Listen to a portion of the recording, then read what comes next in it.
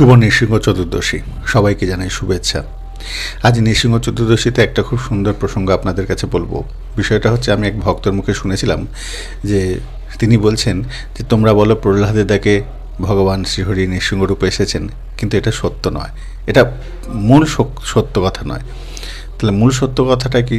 মূল সত্য কথাটা হচ্ছে এটাই যে নৃসিংহদেব যে চরিত্র এসেছেন, নৃসিংহ যে রূপটা এসেছেন, সেই রূপটা মূলত হিরণ্যকশিপুর চাওয়া রূপ। অর্থাৎ ব্রহ্মার কাছে যেরকম রূপ চেয়েছিলেন ভগবান শ্রীহরি সেই রূপে এসেছেন। আমরা অনেকেই ভাবি প্রহ্লাদের ডাকে ভগবান নৃসিংহদেব এসেছেন। ভগবান এসেছেন, কিন্তু স্বরূপটা যে নিয়েছেন সেই স্বরূপটা কিন্তু হিরণ্যকশিপুর মনের অভিলাষ পূর্ণ করার জন্য।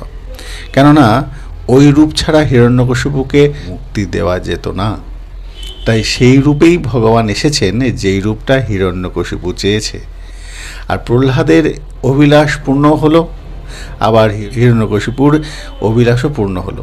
অর্থাৎ টুইন ওয়ান যেটা বলে, এসেছেন, এক জগৎ উদ্ধার হলো এবং ভক্তকে উদ্ধার হলো এবং হিরণ্যকশিপুকে মুক্তিও দেয়া হলো।